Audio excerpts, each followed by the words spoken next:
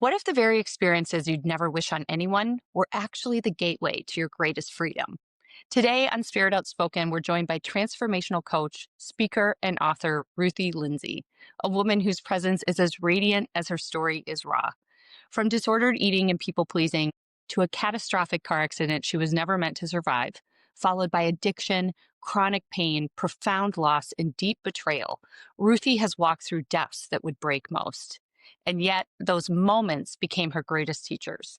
In this episode, Ruthie shares how pain and liberation can coexist, how awakening doesn't bypass agony but moves through it, and how discovering God as a loving, present Father, one who delights in us, can transform how we experience our lives, our relationships, and ourselves.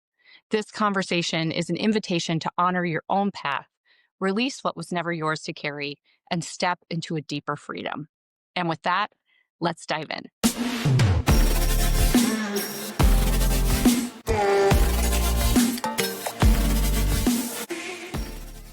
We are so excited to have you, Ruthie. Thank Okay, so this is just you. like the way that God works. So legit. I mean, I don't know what if you messaged us or you had followed us and I just felt drawn to click on your profile. Somehow just felt drawn to research your page. And the tangible energy that comes through when you Oh, speak and engage thank is really you. something. And I think Mhm. it's such a privilege for us and for our listeners, the Spirit Outspoken, because as two women who have navigated a lot of challenges in life, Yeah, yeah, myself, I've shared really openly. My son was diagnosed with cancer. He's now on the other side of that and is doing yeah, great. And Rachel has navigated a lot of complex grief in her life. We both have emerged on the other side, stronger, really passionate about helping other people heal. yeah. And your story is unbelievable. Unbelievable. And it's just such a testament to not only the human spirit, but Yeah. really how God, the universe source, as I've heard you reference it, can transform us and not only like transmute our own pain, but then leverage us as a way to help heal other people. So, Yeah, like, just yeah. us personally, like, we're so passionate about these types of stories, but I've never personally come across one like yours. So, Oh, could we start thank there you. maybe of Sure. like what your journey has been? I mean, let's just start from the top. I mean, Oh, well, thank you. First off, thank yes. you so much. That is so generous and so kind. And you know what? I was talking about this with one of my clients yesterday. All of my favorite humans, period, in the story, and all of my teachers, like the first half of their life was kind of hell. And they didn't become defined by that. And they used it as a portal, as an invitation to do the deepest inner unlearning, deep cellular remembering work. And those are my people. So Yeah. welcome. We're all each other's people Same, because same, that's like same. those are like my dearest soul friends. It's hard earned joy, right? Yes.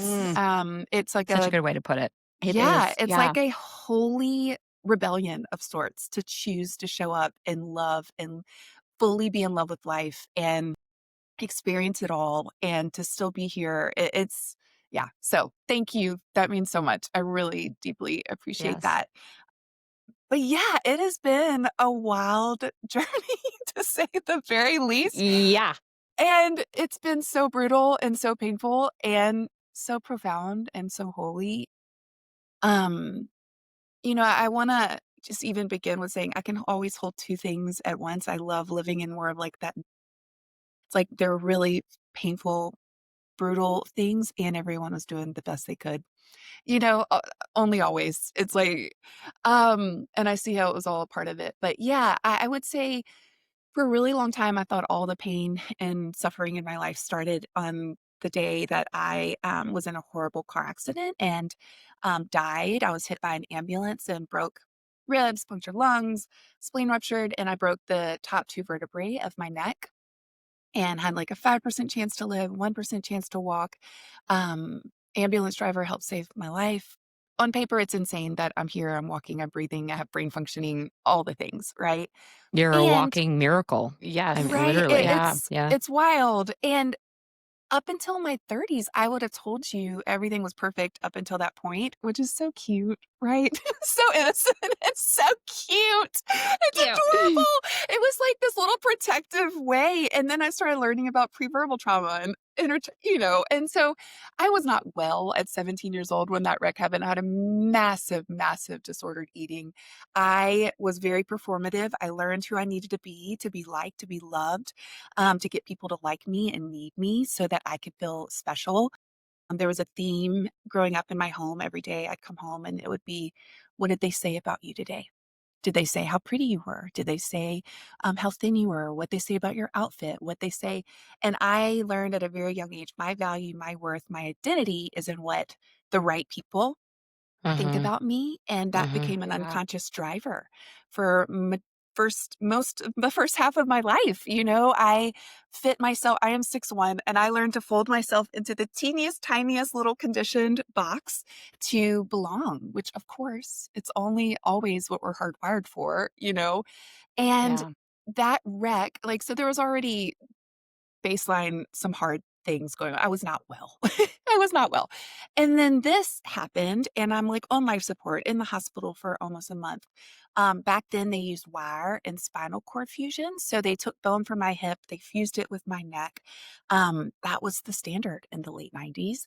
And, you know, I'll spare you all the details, but basically, I left there after about a month with a big old neck brace, walking, which was miraculous, and had no tools, never did a second of therapy.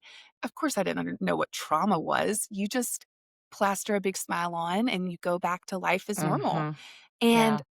I was so disassociated before the wreck happened, and you can only imagine how that catapulted me into major disassociation, major complex post-traumatic stress disorder, which for me showed up as not having much memory. Like I was just kind of floating through, but disordered eating really, really took off after that. I would talk about everything in like third person, like it happened to someone else. I couldn't connect to that experience. And I'm a storyteller. So it was kind of a freaking cool story to tell. Like I had this horrible, insane wreck, and here I am with this big plastered smile. Um, but I wasn't doing okay. Right. So that's kind of prefacing for graduate college, moved to Nashville to work at a church, meet my very first boyfriend, which my parents were convinced I was a lesbian. And I was always like, I wish, but not. I really love men and I really love women too, but you know what I mean. Yeah. And they wanted to have a parade because he had a penis. Like they were so excited that I was marrying a man. And You were a lesbian. well, because I never dated. I Oh, did got it. not know Okay. how to Yeah. attach. There was a lack Yeah. of attachment and attunement Yeah. that I had Okay. growing up, and my brother helped raise me, and he was safe. Brothers don't break your heart. So I brothered unconsciously. I brothered every man that entered my life. I would Mhm. instantly friend zone them unconsciously because my brother didn't break my heart, and that Yeah. felt Mhm. safe. And I Safe. hadn't Mhm. Yeah. totally, and I didn't know what an attachment one was like. Right. And so I had no idea. So I meet this man and, like I had a lot of unconscious manipulation going on. I was just like, him, I like him. I'll do what I need to do to be in his space for him to see me, for him to see how special I am and how wonderful I am. And I just set my eyes on him and didn't know he was also very traumatized when I met him. And so it was just this perfect, adorable karmic storm where two very unconscious, very young, innocent, earnest, we were so earnest. We just so deeply wanted to do what was good and what was right. And we got married 10 months after meeting each other because we felt guilty for having sex. So, you Yeah. know, sweet, really earnest. And I barely knew him and he barely knew me and didn't have any grasp of what we were signing up for and doing the best we could. And about a year into that marriage, I was in my early 20s. I think he was 21 when we got together. I think I was 23. I started having debilitating pain and we couldn't figure out because up to that point, I would get sore if I danced too much. I'd get achy, but nothing to write home about. Like it wasn't Yeah. that big of a deal, which also felt kind of miraculous. All of a sudden, I started having this crazy shooting pain that would go up my neck. And I would feel like it almost felt like I was being struck by lightning. That's the best way I know it. It felt like this electrical shoot that would go up my My head. God. I would feel like I was either gonna pass out or literally poop my pants because it hurts so bad. I would literally see stars and started going to doctors. All the doctors started doing all these films. Every time the film would come back, there'd be a black spot on my film. And the doctor would say, "Oh, that's the magnet in the machine interacting with the wire from your fusion. Everything around it looks fine." Did all the physical therapies, nothing helped. So then they started me on narcotics, which, by the way, this sweet little innocent girl who'd never drank, never done a drug, did everything I thought I was supposed to do to be a good girl. Um, I took that first hydrocodone, and let me just tell you, all of a sudden, I didn't feel emotionally as in much pain. I mean, none of this was conscious. I didn't have to feel as much physical pain, but I also didn't have to feel the discomfort of being a human. Yeah. With all this trauma that I never processed, never looked at, had no understanding of. Of course, I didn't know what epigenetics were and all the other things too on top of my stuff. And all of a sudden, I got to lay in a bed, watch all the TV I wanted to watch, not show up to a life that I didn't want to be a part of, take the most insane amount of narcotics that by the end, they had me on the highest level of fentanyl, morphine, hydrocodone, Oh Ambien, my God. just kinda name Yeah. it, the bag of drugs. And I didn't have to show up to a marriage I didn't really like. I didn't have to show up for a church. I didn't really believe all those things anymore. And as miserable as I was, I love shadow work. Unconsciously, a lot of needs were met in that time. Mm, And unconsciously, I kind of loved it because also I didn't have to do anything I didn't want to do anymore because I was in so much pain. People felt really sorry for me and a lot of needs were met. I felt very, I got cared for in ways that maybe I hadn't gotten. And yeah, I was miserable and I kinda loved it. no, that I makes would have total never. sense. Yeah. Yeah, yeah, unaware that any of that was going on, and that went on for almost 5 years, um, until a doctor was like, "I can't tell you what's happening until I see what's under that spot," and basically, a $50 X-ray showed that one of the wires had broken and pierced my brainstem. And I'm like, the only human that they know of that's had that, I shouldn't be alive, shouldn't be walking, shouldn't be breathing, shouldn't be, all the things. Um, and that was super. I mean, I was very unwell. I was on a ton of drugs. I was in a bed, not living at all, which I didn't want to live, Mhm. and then my dad was coming to see me to tell me he'd sell our farm so I could have the surgery to save my life because insurance wouldn't cover it. So it's pre-existing, and on his way, we don't know the details because we weren't with him, he was alone, but he visited our Amish friends. I grew up on a farm, and, we got a call that he had fallen down a flight of stairs, and he ended up, dying in Nashville. They sent him to Nashville, and he passed away of a brain damage, um, and so, you know, it was traumatizing, capital T. I felt very abandoned by life, by God, by my dad, by Um, the human experience. I had thought that I would have all these babies. I couldn't get pregnant. I was unable to get pregnant. I'm living in a bed, like losing my life in so much pain, and I'd lose my dad. And I just was like, take me now, God.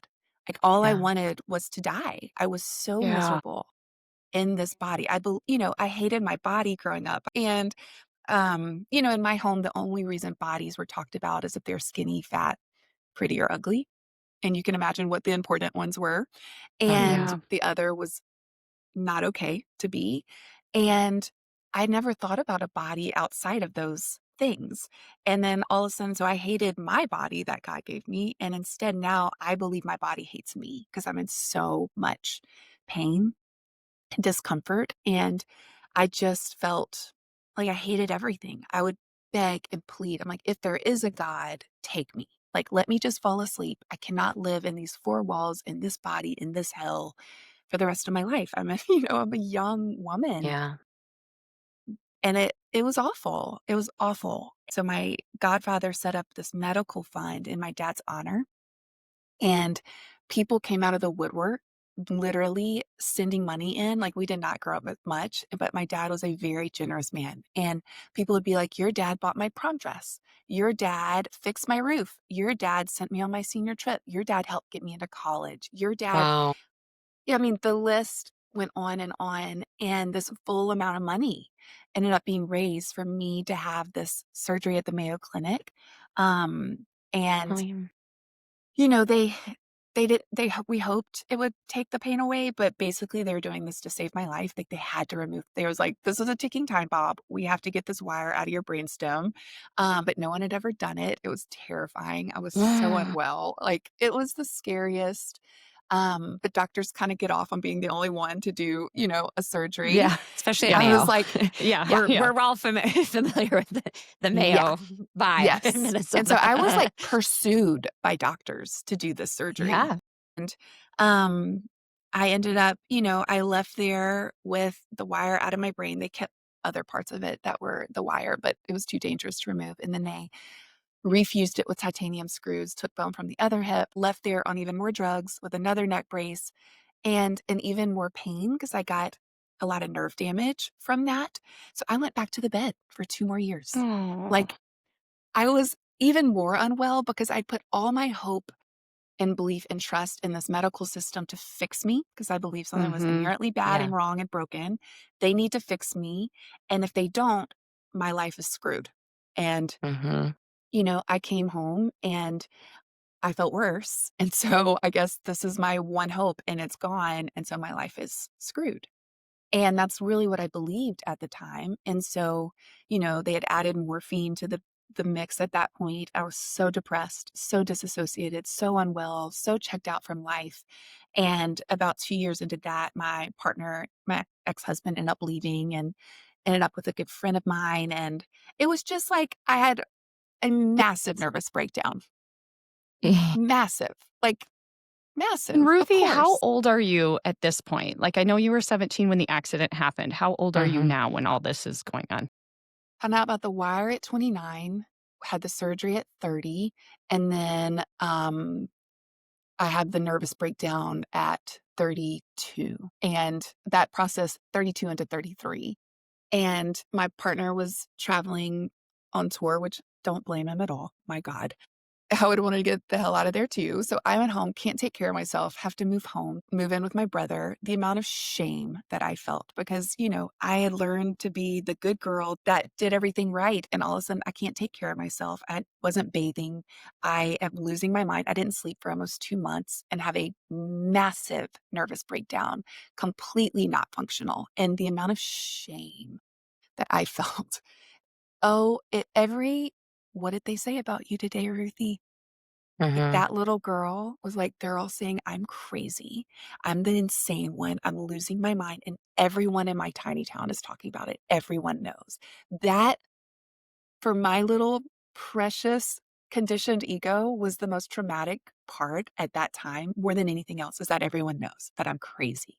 That's what the storyline was, the story I made up at the time. And, you know, thank you, God, that my has blown up in more times than I can explain to you because I barely took the iceberg. But my life has imploded and exploded in who I thought I had to be, how my life was supposed to look in so many ways, more than I can even begin to explain to you. I mean, in that time, not being able to be a mom was one of the most traumatic things that I could fathom. What those experiences have invited me into, those breakdowns became the greatest portal, the greatest invitations to do this inner work, to, experience God in a new way, to experience my body in a new way, to experience life in a new way. I think my soul signed up for some insane things this round, but I guess I just, like, wanted to experience Yeah. it all. But I like, when I sit across from my clients, I'm like, there's no way I could have entered in with them and been able to mirror God's love in this way and the hope that there is on the other side of these breakdowns if I hadn't lived through it, if I hadn't Mhm. experienced it. And there's so much more, but I feel like I just talked for 20 years, so I'm gonna be quiet, but Oh I my mean, gosh, got we we're me. hanging it on is your every I word. know. I mean, you quite literally couldn't make this up. I mean, this is Yeah, just such a unique journey and story. So, when you say you had your nervous breakdown, yeah, was that like the inflection one point of for them. you? One of them, right? Yeah. No, Yeah, I assume there were there's Yeah. many. been more. Okay, so like Yeah. you deserved a gaggle of nervous Yes. breakdowns. So talk us a little bit more about like your journey, if you're willing. Like, okay, so Yeah, we have the breakdown, yeah, z plural. yeah, Where does the portal come in, yeah, and how would you describe a said portal to maybe yeah, somebody who hasn't walked through significant trauma or pain? What does that mean to you? yeah. Um, well, even if they haven't had this level of trauma and pain, if they're human, if Yeah, they've I been know. here more than 5 seconds, like There's like, trauma. Yes. update, Yes. Yeah. update. Also, even if your direct experience hasn't been the most traumatic, like we know that epigenetics are real. So we not only carry the beautiful Totally. Mhm. things of mama and daddy and grandmother and granddaddy, but we're also every unprocessed trauma that they've ever experienced is living in this body of ours, Yes. which sounds so mean, but I don't think of it that way anymore because you know, does it bring its own loaded things? Yes. Holy crap, yes. And it's this profound thing that, like, I have tools in this life, whereas my grandmother, who didn't have a job and didn't have resources and didn't have the internet and didn't have all these tools, like, they didn't have access to what I've had access and privilege to be able to look into and to spend the time and the energy and the finances to do this work. What a privilege. What if it gets to be a gift?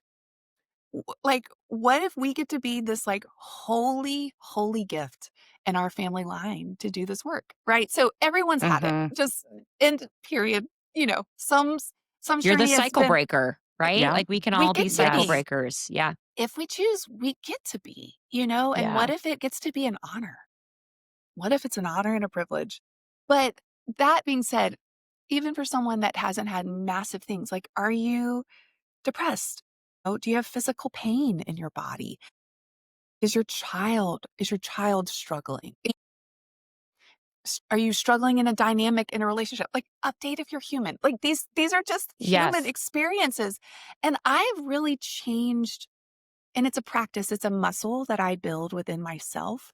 But seeing everything as this invitation, like everything that God, universe, whatever word works for someone, I like saying God, but whatever God is putting in front of us at this time is serving us. And that sounds so insane. You could not have convinced me when I lived in that bed and my dad had died and my husband left me for my good friend and I was in debilitating chronic pain and addicted to all these narcotics and hating my life and wanting to die, that would be something that one day I would look back on. And I can hold two things at once. Would I wish it on anyone on planet Earth? Hell no. Yeah. And I am so in love with the life that I get to live today. What it has invited me into remembering, what it's invited me into, like, remembering that what's important on how I get to show up here, how I am co-creating reality for myself at all times, just by the way I'm interacting with, like, you know, even the painful things when I can't understand them in the moment, I'm like, God, even though I can't understand it right now, I know that this is for my highest good. I Yes. don't have Yeah. to Mhm. deny that it's painful and I don't understand it. That's a dismissal of your experience. But even though I don't understand it, I know you. This is going to also sound egoic. I love to say that God or the universe is so obsessed with me. Obsessed. Yeah. Always Obsessed. conspiring in your favor, right? Yes. Yes. Yes. Yes. Yeah. And it Uh-huh. becomes this like treasure hunt. I have my clients send me boxers every day. I'm like, tell me the ways God is so obsessed with you. I want Oh, I love that. literally seek it out. All my brain wants is to be proven right. So if I think everything's a shithole and God is against me and life is against me and my boss is against me and my partner is against me and my children are against me, I am going to prove myself right. I'm going to look Yes. for ways to prove that I am exactly correct. All of this. And that's how I lived Mhm. for a very large portion of my life. And now I'm like, I am flirting with God. I'm like, okay, let's go. I am flirting with God. I am Love flirting that. with. Winks at him all day. Yes. He winks at Yes. me again, Rick. Yeah. Totally. You know that feeling of like when you first start dating someone and you just have all that like bubbling up energy? I'm like, I can practice that in my day in, day out life and like So experience true. that same Mhm. level of bliss and joy that I don't have to outsource outside Yeah. of me to find. I get to have that right now. And when like it's so fun. I'll literally, when we're going to bed at night, I'll ask my partner, I'm like, tell me all the ways God is so obsessed with you. And like, that's how we fall asleep. And it's the That's cutest. so beautiful. I That love is beautiful. that. I mean, that's Yeah. gratitude practice times Right? 10, right? Because Yes. like I mean, okay, so this reminds me of the scripture God uses all things to work together for good. And through some of my hardest times, I'm talking like, the early trauma Yeah. moments, right? Where Yeah. you just don't even know Yeah. what's next. Yeah. And saying God will even use this for good. And I Mhm. connect deeply with what you're saying. Like I've shared openly on the podcast, like, of course, I would never wish anything like, my son was in chemo for 2.5 years. I mean, Mm. shitty, right? Like diagnosed right after Yes. his fifth birthday. Obviously, I never would wish that on him or any other child, but I cannot believe I'm saying this. I thank God for that experience. Yes. Like, Mhm. I Yes. even wrote something on Substack and I like changed the title because I feel like people are going to be very confused by this. Where literally the title was I miss you cancer, because it was like, not that I like miss that process, but it was such a teacher and it was Yes. such a transformative experience Yes. that it had this like Yes. relentless chokehold on me that I could Yes. not do anything except Yeah. see God in his purest form every single Yes. day. And it was like Yes. in Mhm. that pain and that trauma, God just kept showering me with synchronicities and love, and it was like this weird Yes. dynamic where it's like I'm in the worst period of my life Yeah. as a mom, and Yeah. simultaneously have just been like, God's obsessed with me. And I don't, how do Mhm. I reconcile that? And that you can't, Yeah. and I know it sounds so weird, but it's these things, these experiences that I think as human beings we are terrified of. Yeah. And I lived my life as absolutely just pain avoidant. Like, I Yeah. am going to spend the Totally. majority of my energy, avoiding pain and try to prevent this bad thing from happening. So I don't have to feel this discomfort over here. And really, what, I have found, which you have shared so beautifully, is like that pain is the biggest gift that we can have, because on the other side of it, you'll look back and you'll say, I'm thankful for that opportunity. And thank you, God, for this life. And I don't know how. It's really Totally. nice to meet somebody else that said it, because sometimes I'm like, I Totally. feel like people think It I'm feels nuts. insane to say, Yeah. but it's like Yeah. on the other side of that, if you so choose, is liberation, Mhm. Mhm. is a remembering of how adored, treasured, holy you are just because you exist. Like there's so many gifts on the other side that I could not understand that. And like people still to this day, they'll be like, I could never live with what. And first off, I'm like, I hope you don't have to. But like future you who has not lived through all the things that you've lived through will be able to handle things in a way that this version of you can't yet. Like Yeah. life is always serving you in that way that you will be prepared in that time to meet it in a way that this version of you can't yet. And it might break you down, but everything it breaks down are the conditioned parts that aren't actually who you are. Your ego might say, this is who I am. We're so good at that. We're so Mhm. masterful at that. It's adorable. We're Yeah. so cute and it's We're so so cute. innocent. It's so innocent, but it's like we have all these walls of conditioning of I need to look this way, I need to act this way, I need to have this job, I need to have these children, I need to, make this amount of money, I need to be in this neighborhood, I need to get into this school, I need the list depending on where you live, the list goes on, and no one's exempt from it. if Mhm. you're human. And a lot of those things, which pain invites us into, start dying away. But when you do the work and you do the remembering work, which is so holy, it is a reclamation. All of a sudden, you remember who you truly are underneath all of those conditioned. It's like I like calling it the breaking up with the box of conformity. It's like it's not our box. It's a box we got put in, and then we chose to stay there as long as it took.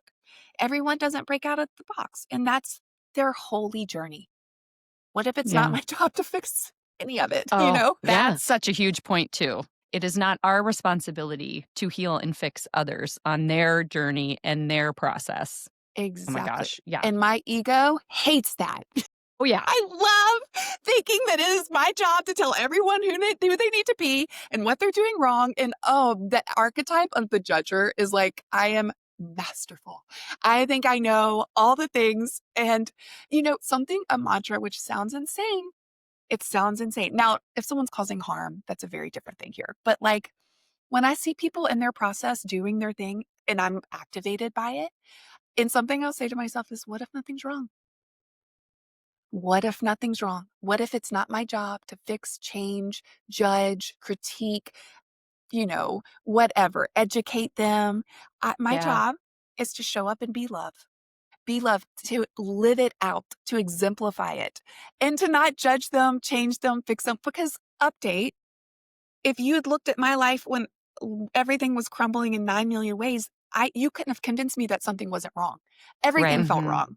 And Yeah. zoomed out in the bigger picture, it was all a part of my awakening. It was all a part of the process of unlearning, of shedding, of breaking down these parts so that I can be a truer, more loving, more embodied, more kind, more generous version of myself and mirror on this planet Mhm. of like more consciousness, of more truth, of more humor. I am an Enneagram 4. I can take myself so seriously. I have worshiped suffering on every level. What is the 4? Like We are the artistic, individualist. right? Yeah, There's individual, so many unique. amazing things, and Yeah. we can really worship suffering. Our kryptonite is being misunderstood. It's like a lot of times the unconscious one's like the tortured artist, Mhm. and we feel really big feelings, and then we think about the big feelings, and then we're tortured by them, and then we feel them more, and it's so dramatic, and it's so exhausting, and we're Sounds very so cute. poetic. We're I so know, it cute. does. We're Yeah. so cute, but like learning that my emotions aren't sinful or bad, learning that my body's always been so good and has never hated me Mhm. and has gotten so loud and so much pain because loved me so much and was inviting me in to meet myself and to meet this pain in ways that I'd outsourced my whole life. Give me a pill, give me a drug, fix it, doctor, make it go away, something outside of me, make it go away. And I don't adhere to those stories anymore. And, even the version of me that I did deconstruct and I did throw the baby out with the bathwater for a long time. And that was a part of my journey, which now I also see as a holy part of the journey, which scares people. Oh, yeah. Yes. Yep. Bingo. Scares the shit out of people. Yeah. And Mhm. my relationship to God today. And there's still people that think I'm gonna burn in hell, and I'm like, "That's okay. You can think that. That's none of my business." Can you Like, imagine somebody thinking Ruthie's gonna burn in hell? I I mean, like, know. you're literally like a walking angel. You are so sweet. I can be such a punk. Thank you, but I also can be really kind and really sweet. We But all can, I we all have diverse have it sides. all in me. We contain multitudes. Yes. I can be No, Yes. such people an don't know what asshole. to do with me and Rachel. We swear and F-bomb and Same. we're Oh, also Christian and have a and people same. are just The like, fuck word is my favorite word that ever existed. yeah, people don't know where to put people Thank that hold goodness. duality, right? And Yes. like, Oh, they don't. But yeah. hey, like It's so confusing. it And is, that's but why I I like being confused. So, same, same. Well, that's where in that unknown, mysterious place is where every miracle happens. Yeah. So true. Like humans, we are so afraid of the unknown. We're so afraid of change. And change is happening at all times, only always, only Yes. 100% of the time. The And only so constant, really. but like when Yeah. I lean into the unknown and let fear be here, because listen, fear is sitting right next to me right now. I have been terrified my whole life. But for the longest time, terror and fear paralyze me, and I let it be the driver. And now Yeah. I am in dialogue. I am like in a relation. I'm dating fear. What if Mhm. fear gets to be here and I get to hear you and I get to reparent you and you get to have a valid point? I hear you. That is scary. It is scary to be seen. It is, oh yeah.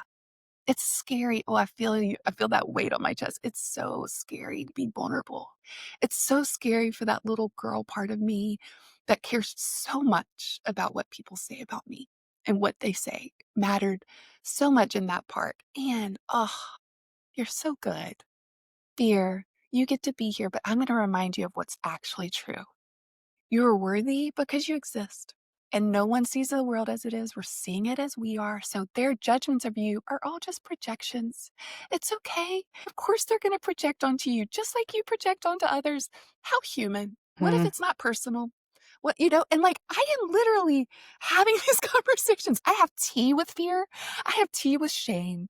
I have tea with Yeah. these parts of myself that I was taught were dirty or bad or sinful or not godly. And now I'm like, what if all of it? Like, I don't even say I'm on a healing journey anymore. I say I'm on a wholeness journey, because wholeness means all of me gets to be here, especially the parts that I were taught were dirty, bad, depraved, sinful, evil. Yes.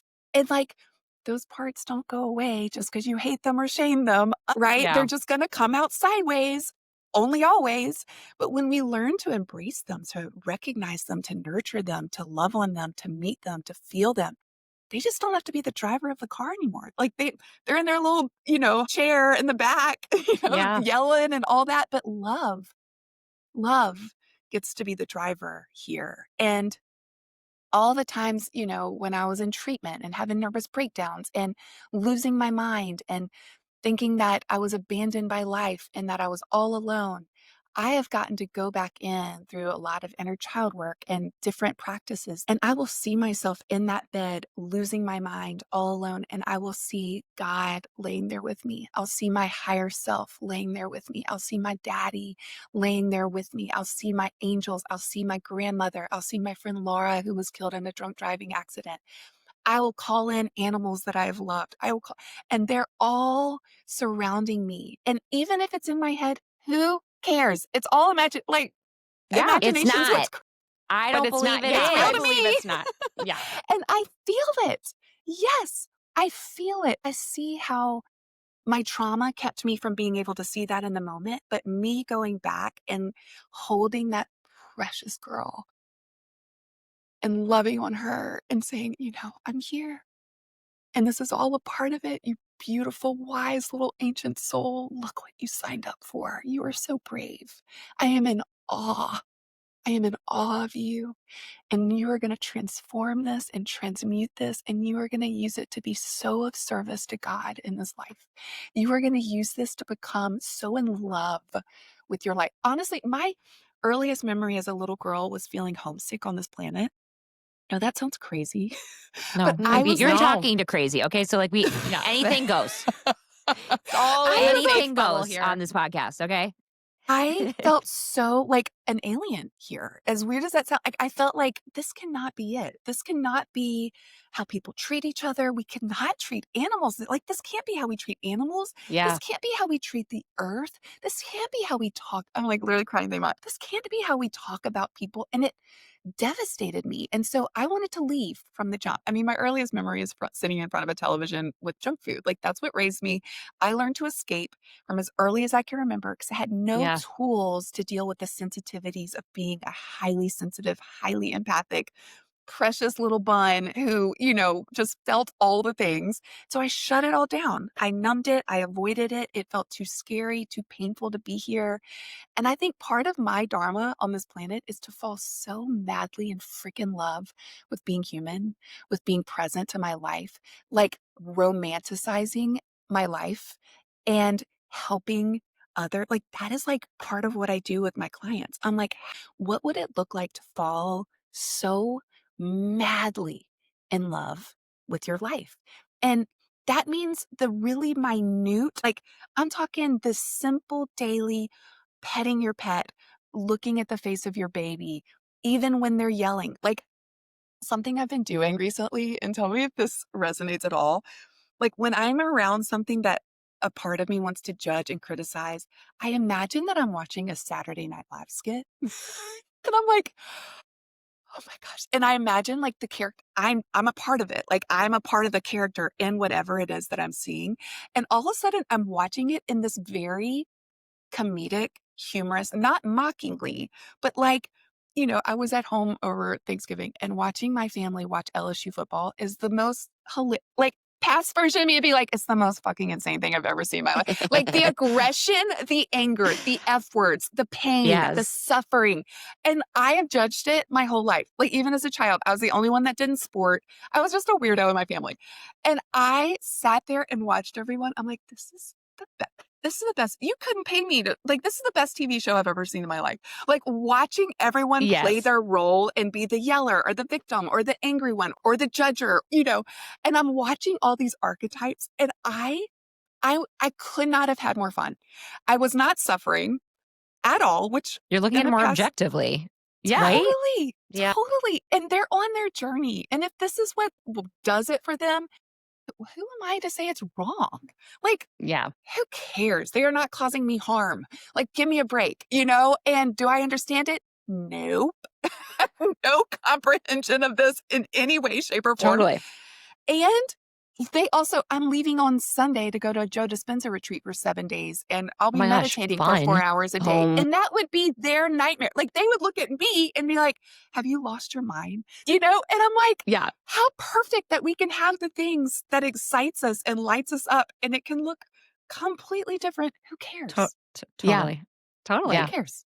But you've transformed. Like you're no longer the same person. I think like that's the thing, but you're still holding space for other people who haven't necessarily walked your journey, right? And I Yeah. think that's a big part of it too.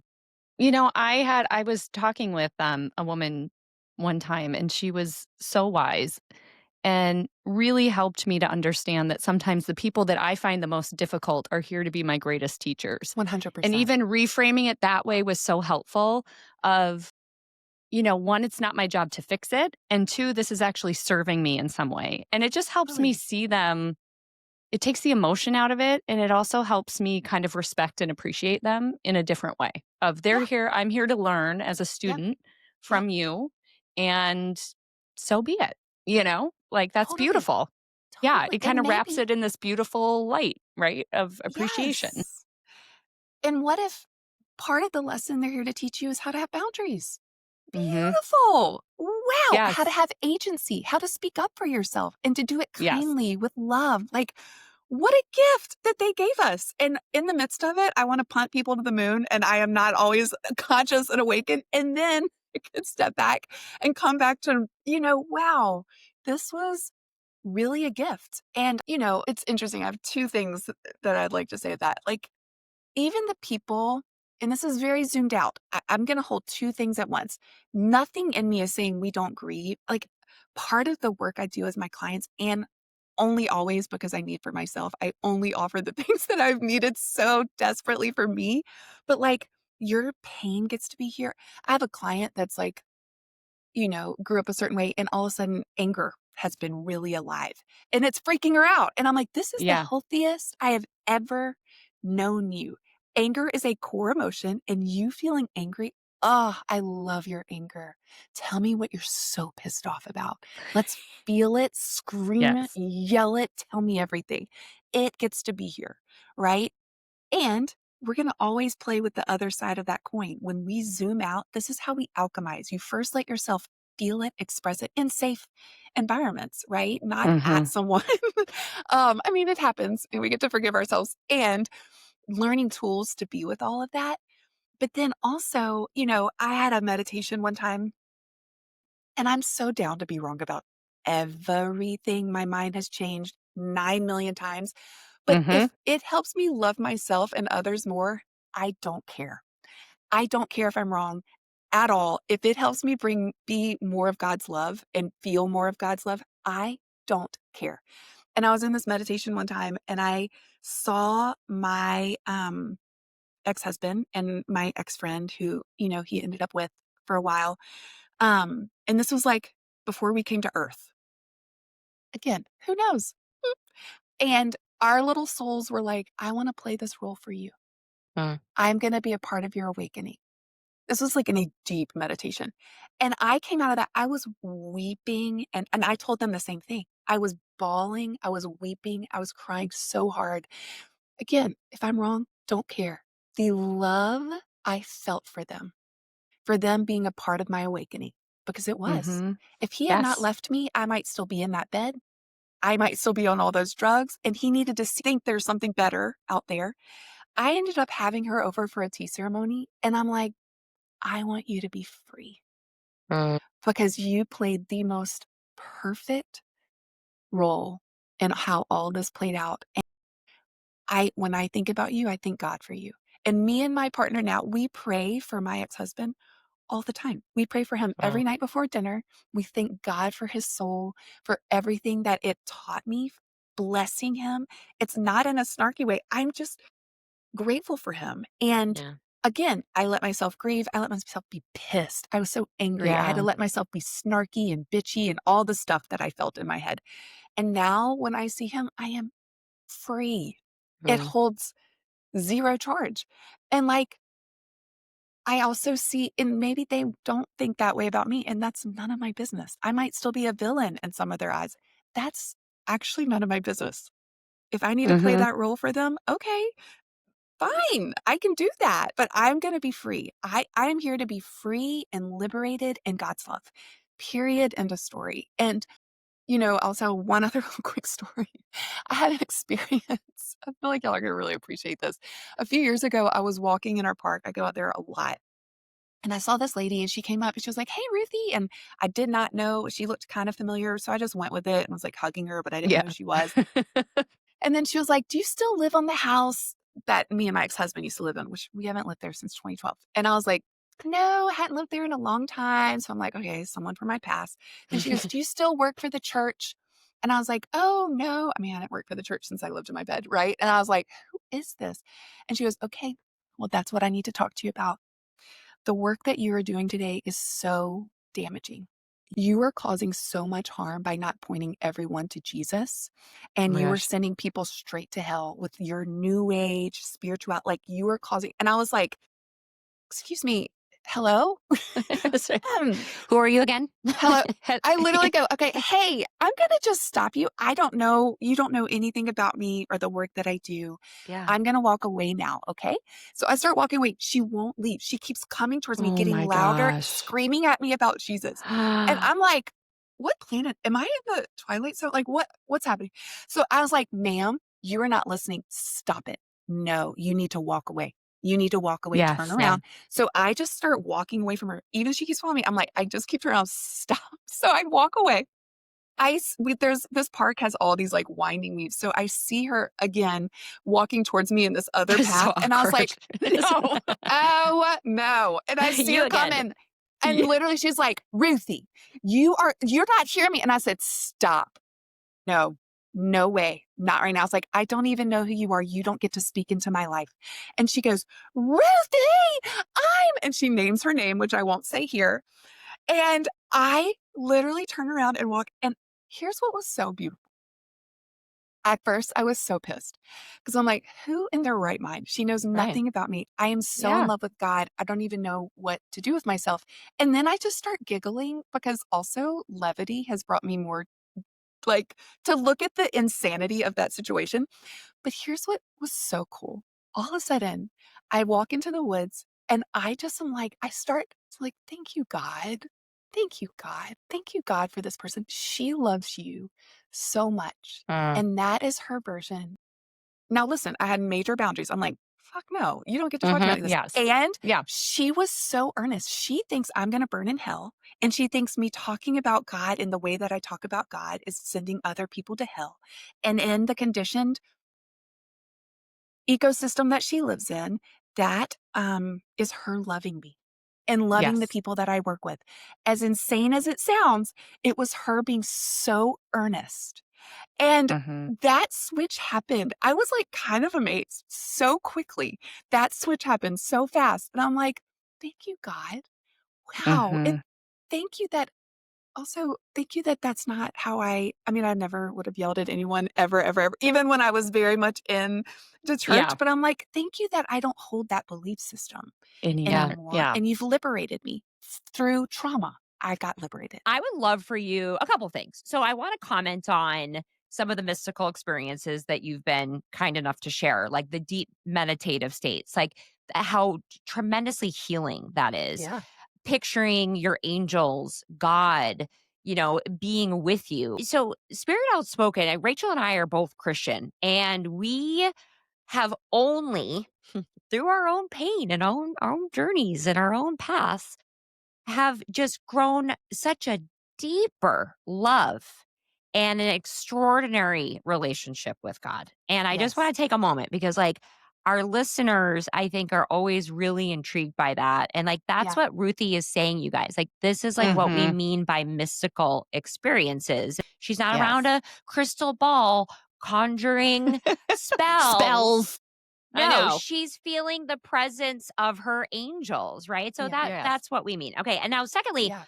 because a lot of our listeners too, and like grew up and are maybe just recently leaving very dogmatic situations or Yeah. evangelical churches Yeah. that, Mhm. are very similar to the woman that are chasing you down. I mean, look at our comments. I mean, we get this Yeah. stuff every day, Yeah. Mhm. right? Yep. Love It's to so hear scary to about, people. yeah, yeah. So like you were Yeah. working in the church, you went through this experience. Like what was the transformation spiritually for you as a result of this? Yeah. Do y'all listen to any of the work by Richard Rohr?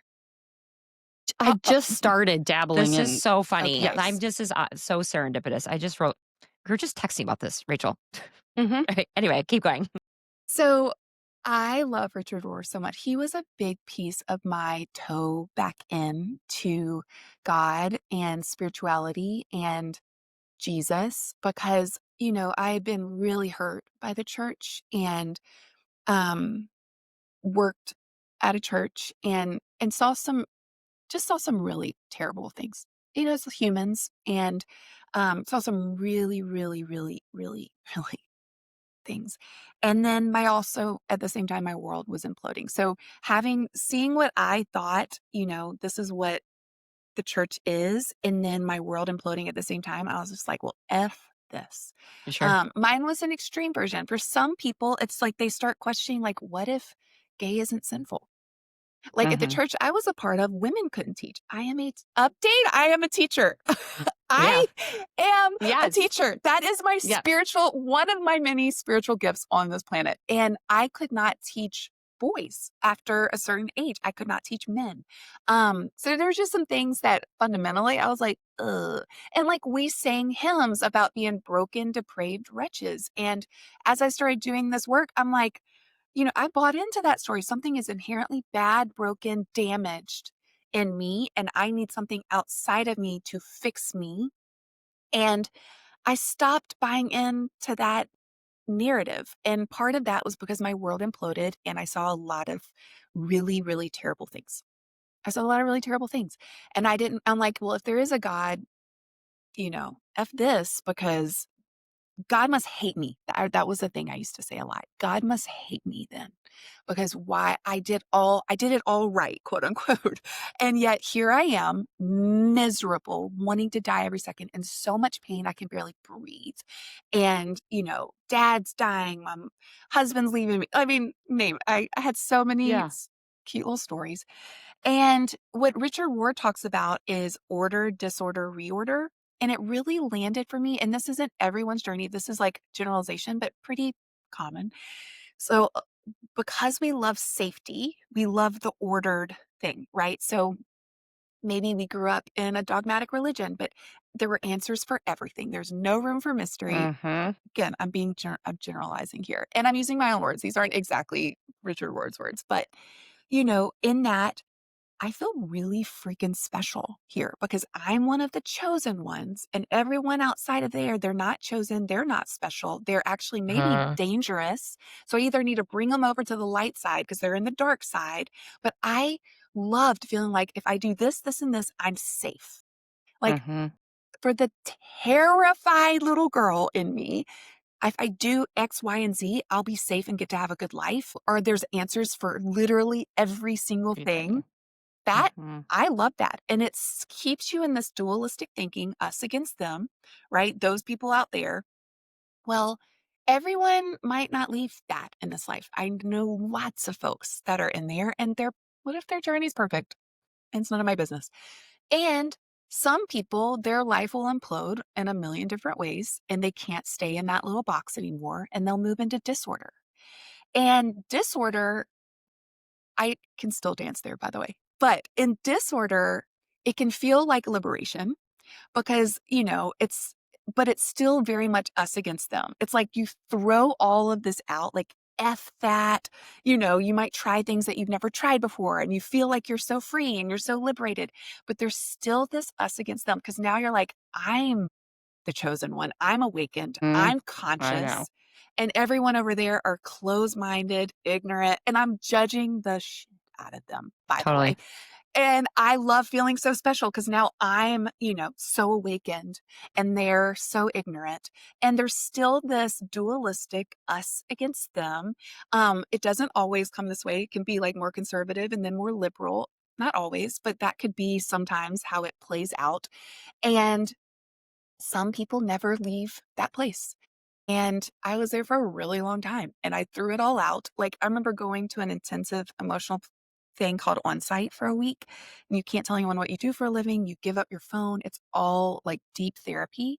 And at the end, they like really encourage like a spiritual connection. And at the time, I remember telling the therapist, I'm like, you can give me some books, but they better not say Jesus in them. I cannot hear. I was so activated Yeah. by Mhm. that word and so judgmental of people in that world. If I heard like Christians speak, I got really activated and upset. Yeah. And that was a part of my journey. That was a part of my journey. And then the third spot is reorder. And in reorder, that's where you move into more of the oneness. That's when you see you cannot jump from LA to New York. You have to go through the process. You have to go through It's a all of very it good analogy. Mhm. to get there. World implodes, your life, everything you thought. Like, you have to go through all of that to move into this newer, more present place. This place where you realize that I am not separate from any of you. I am not separate from these plants that are all over my house or the animals that I take care of or either of you, or separate from the children in Gaza or separate from the, Israeli soldier. I am not Mm. separate from any of Mhm. these things. I forget that all the time. I forget all the time. And then I remember again. And then I remember. And then I forget. And then I remember. But in that place, I see God in everything. I I literally asked me how long a conversation I had with my cat 2 days ago. I literally was looking at her and I was just staring into her eyes and I'm like telling her how thankful I am that she chose my partner. And I was Oh, like, he experiences God because of the way you chose him. And he's lived through such hell in this life and wasn't always chosen. And this animal beelines it for him the second he sits down. She cannot get enough. She is obsessed on a level I can't describe. And I'm like, he is experiencing God's unconditional obsession with him because of the way you show up and love him. And I am experiencing God's love in this freaking four-legged feral cat. Like, tell me that's not true. It's true though. It's no, so It it's true. feels true. real true to me. It's true. I've told Jasa, I'm like, I'm turning into one of those weird tree hugger people. Like when I'm Yes. out in nature now, I am Yes. vibing like nobody's business. I'm like, Totally. I see you leaves. I will come over Yes. and I mean, I'm Yes. like, I'm a weirdo now, but Totally. yeah, But like maybe Totally. we're not the weirdos. Maybe we're like the real ones. I don't know. Like, I mean, it's like we do this thing at all I have retreats just for clients that I'm working with twice a year. And at the end, we'll do this thing. And we literally will look into each other's eyes. It sounds so woo woo and so out there, which I feel so great about. I And love we'll it. look at and be like, I'm experiencing God because I'm sitting across from you. Thank you, God. Everyone, we are extensions of divinity. Like, that's biblical. We are Yes. extensions of divinity. So why would we shame ourselves, hate ourselves, Mhm. despise So true. ourselves, speak hate over ourselves? And then, of course, if we do that to ourselves, we're speaking hate, judgment, criticism, shame over we're all projectors, right? So Yeah. however I see myself, I'm projecting onto other people. And I also am obsessed with shadow work and unconscious stuff. Everyone that I'm jealous of, it's like there's a part inside of me that hasn't been awakened yet. Everyone I Mhm. can't stand and despise and just think is deplorable. I'm like, wow, what an invitation to go look in the freaking mirror. What am I hating and despising about myself? What am I repulsed? Because the amount of shame that I've lived with in this life, holy mother of goodness, is, and like what I also know is no one has ever healed through shame. Ever. Yeah. Ever. So we're saying hate yourself, despise yourself. You need something outside of you because you're so repulsive. You need something outside of you to make you worthy or good or holy. What if we get to flip that script? We all, God Mhm. is within all things. Of course, God is within me. Of course, God is within you. That love is always there, but we're also really human and make a million mistakes. And what if both belong? Like, Yes. what if I they know. both Yes. belong and don't I Yeah. negate know. each other? And that's I where, know. we've kind of started veering off into the Gnostic gospels and have found Mhm. so much beauty and meaning. Yes. And Yes. that, what you're talking about, has flipped everything for me because for a while I was going to this church and I remember leaving one Sunday and being like, God, I just kind of feel bummed out. Like I come here and I feel like all the stories have to do with like the suffering. And that is definitely a very real part of life. I don't want to say Yes. that, but I felt like, Yeah. why are we always stuck in this view? I just felt like it Yeah. was so negative. And Totally. to flip that and all of a sudden have this view of, oh my gosh, God is within me. I need to Yes. remember who I am. I am a child, Yes. a divine child of God, and I have Divine. divinity within my soul. And Yes. so does everyone else. And how beautiful. I Yes. mean, I will say Yes. the judgment piece you're speaking of for me, that's like, I, I have always been incredibly judgmental of myself. I can get, if I find, like, even now I'm struggling. In our latest, we're doing our show this week and next week is on homosexuality not being a Yeah. sin and revisiting some of those Yeah. verses. And People I are am activated. Oh, struggling. I'm sure. And I am Oh, too. I am yeah. Yeah. too. Like, as Of people are coming at course. Yeah. me, I'm Of really course. trying to not lose my shit. And Yeah. I have to really sit with myself and Yeah. go, okay, Oh, Rach, like, take a yeah. deep breath. Yes. Again, this is their stuff. This is not, I don't Yes. know. Like, I'm just personally on that journey right now of still working Totally. through how to not be Yeah. activated by other people's belief systems or perspectives and sitting with it and Yeah. being okay with it and moving Yeah. through it. Yeah. But it's hard, right? It's hard Totally. sometimes. I don't know. I Oh, just took and us off on a how tangent there, but I'm so glad you did, but also how brave, like how kind, how generous, how loving. And you get to be activated. I still get so activated. But what happens in the past, there's a Buddhist principle, which is like the experience happens, but then we shame ourselves for having the experience. So Mm. what if you just get to be activated and being like, why am I still activated? Why can't I just be over this? Why can't I? What if you like, this is this profound, I mean, this, I'll speak for what I need for myself because again, what did No, we they need say this about too. you Keep going. today? we need it. Yes, keep We need, going. please, But please. for that part of me, I will literally hold myself and I'm like, oh, Ruthie, of course that hurt your feelings so bad, sweet girl. No, you're Hmm. not in trouble, Ruthie. I'm so sorry that feels so bad. Of course it does. Of course it does. It's so painful being misunderstood. But here's what I also know is true about you. You are so committed to telling your truth, God's love. You're so committed to being the eyes, the heart, the voice of God's love. Oh, I'm so proud of you for that. That is so powerful. And are you going to get scared? Of course you will. That's being human, sweet girl. Are people going to really dislike you for this? Yeah. And Hmm. guess what? They get to because they're hurting inside and this scares them. It's when people act that way, they're scared.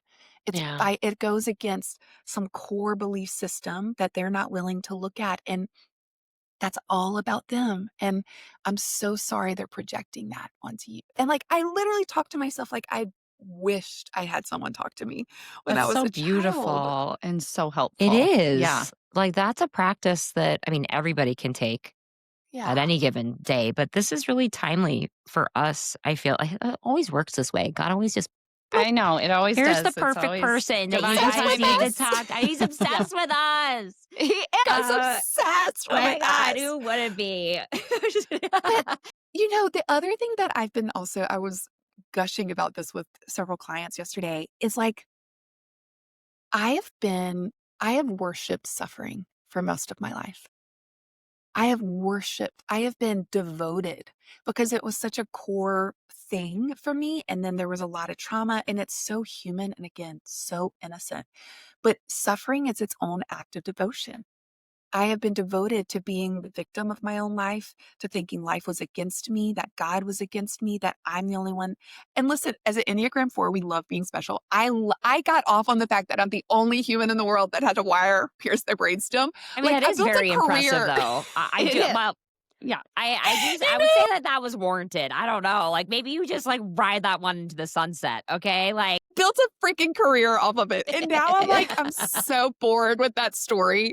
I'm like, it was so a part of it. But like, and I identified with this suffering poor and people telling me how Yes. brave and good and wonderful, blah, blah, blah. Oh my God, Ruthie, And I get it. now, Yes. and that's so Yes. cute and so innocent. And now I'm like, what if we get to tell a new story? And everyone might not be there, but I want to be devoted to flirting with God and flirting with life and being so in love with my life. Ram Dass always said, I am loving awareness. So if I become conscious of something, what does it look like to fall so in love with what I'm experiencing, to fall in love with, my body, to fall in love with the work that I get the privilege and honor of getting to do, to romanticize, to date my own life. There's something so powerful because frequency and energy, which people get so bent out of shape about those words, it's so cute. And, you know, there is scientific data backing proof that we're Oh, all yes. these preach. magnetic beings. And Mhm. so we're going to draw, like, it's so obnoxious when people say the rich just get richer. And I'm like, you're kind of not wrong. Because when Yeah. you live in an abundant mindset, you're energetically Yes. attracting more Or, of that energy. And mm-hmm. it's meant to flow. It gets to go right back out. And like, I want to just be, I don't own this house that I own isn't mine. I am a steward. This is God's house. I am a steward of this home. This isn't my land. These aren't my animals, the 8 million that I feed. I get to be a steward and love and be a mouth, voice, handpiece of God's love here. And what a freaking privilege. And the more that I focus, because like where we put our attention is where we put our energy. And if all my Mm-hmm. attention's going on how fucking awful everything is and how painful and how dramatic and how, my sweet, cute victim stories, I'm going to experience a lot more of that. And instead, if I am like romanticizing my life and flirting with God and seeing all the ways that like I can be of service here and how God is so madly in love with every aspect of me, like I am floating through life in a very different way. I am Mhm. Well, it's like you're experiencing it all playful. differently. Yeah. Yes, It's it's so almost like, Yes. fun. yeah, it's what you're saying, like the co-creation with Mhm. God, right? And I think Yes. that's something that I've really had to learn through my process. Like even before, like really when before my son was diagnosed, I had this delusion that like I was in control, and it was like I'm gonna do this and I'm gonna make this happen, and burp Yeah. burp burp burp, Yeah. and it was like totally not it. And I remember somebody who Rachel and I talk to often, her name's Candace. She was like, you need to co-create with God. This isn't just Yes. like Mhm. Jace's thing. And I Yes. was like, yeah, but like I feel like I do a good I don't know. I kind of got this unlocked. I didn't say that, but like I was thinking Pretty Totally. that. good at Totally. it. Yeah. Yeah, I Totally. was like, I'm good. But then Yeah. I really had this epiphany that when I started being more playful with life, when I started Yes. um doing the creative things I love doing as a child, right? Like life just Yes. became more playful and fun. Like Yes. that was what Yes. changed. And like what you're Yes. describing is really like more of a childlike Yes. not immature, but like you know what It's I'm saying? creative. It's creative, it's fun, it's playful, Yes. and life Yes. just becomes this joy even in the Totally. midst of really difficult things. You know? Totally. It's like Totally. yeah. And Totally. the childlike, it's biblical, if you want to go there, 100%. right? Thank Childlike you. wonder. And we're Yes. told, Yes. Absolutely. yeah, yeah. There's so And it's many so fun to see studies. how God meets us in that. And then it becomes even more fun because synchronicities start happening and all these other things where you're like, this is just getting more and more fun all the time. Like, you can't One make this up, you know? 100. Yeah. When you That's the start thing. looking for it, it's Yes. everywhere. It's It everywhere. becomes the funnest. Like for the longest time, I've called this Earth School for a long time. And for the longest time, I thought of it as like physics. And I just constantly said how hard everything is. I'm like, Earth School's effing hard. It's so Mhm. painful being human. Yes. It's so hard. Technology is so hard. Math is so hard. I'm terrible at. And I just spoke this constantly. Mhm. Yeah. And now I'm like, what if it gets to be so fun and so playful and so easy? And that doesn't mean, so here's the thing, are human things still happening? I still live with an insanely high chronic pain level. It's crazy. Yeah. But I'm not suffering. Mm. I'm Yeah. not suffering. I am not. I am in a new relationship with my body that I didn't know was possible. She is talking to me constantly. She gets real loud because needs affection and attention. It's like a toddler who starts screaming and throwing tantrums. It gets loud Yeah. because it loves us so much and needs our attunement and affection. And what if our body was never the problem, ever the problem, but always the portal back to ourselves, back to God, back to our human Mhm. wholeness, right? And like, here's the thing, even just play with it because even if we're wrong, if your life becomes more enjoyable and more playful and more fun, who cares? Who cares? Like if where's the problem here? No, Yes. I know. Okay, so like this is where like I get hung up, right? From like somebody who was raised like very evangelical, Yeah. like all of this stuff where these mystical experiences or meditation or other things like really are frowned upon. For me, I feel like we've de-emphasized the magic that Jesus taught us and lived. Like we've so over pivoted to the rules and the regulation and like I must be this Christian robot in order to get through the gates of heaven when Yeah. actually people kind of forget like Jesus laid hands on the sick. He talked about power leaving his body when somebody who had belief touched the back of his garment. He told us that we would go on and do greater works than these. It's like there is so much like magic and mysticism and incredible, Yes. extraordinary things. And we Totally. have somehow chosen to de emphasize all of that and really get like stuck in the mud of like legalism and dogma and doctrine. And there's so much more magic to be had. And I'm talking about like Yes. everyday magic of being like, oh my Yes. gosh, God, like people call them God Yes. winks or Mhm. synchronicity. And I Yeah. just am like, do you want to know where the most magical place on earth is? Is a children's hospital where you think like the most Yes. horrible things are happening. Children's Minnesota, people Yeah. who have had long stays there, or a Yeah. lot of it's like you can't make this shit up. And it's like Yeah. God meets you Yes. Yes. where you end, and like, or Yes. you're willing to say like, hey, I'm just gonna like leave it open. Just show me, reveal yourself to me. And I Totally. promise you, you guys will stop sounding crazy to you and you'll be like, I'm on the bandwagon. Totally. I You'll drunk be the hugging Kool-Aid. trees and looking at cats I too, know. because that's Like, totally. Like, it ends up becoming this fun game. Like, literally every morning when my partner opens our windows, he'll go, like, okay, God, what miracles do you have for us today?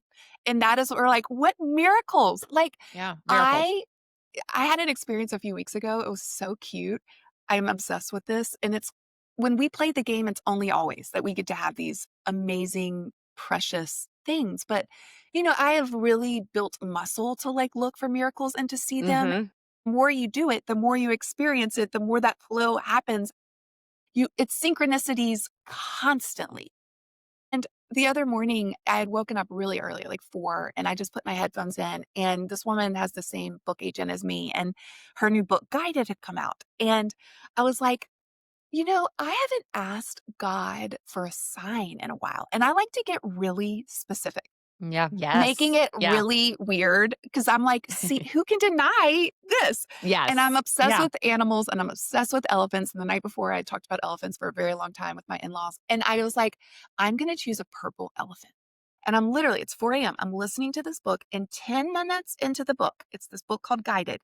She goes, we can experience God's love through signs all the time. It could be through lights flickering. It could be through license plates numbers.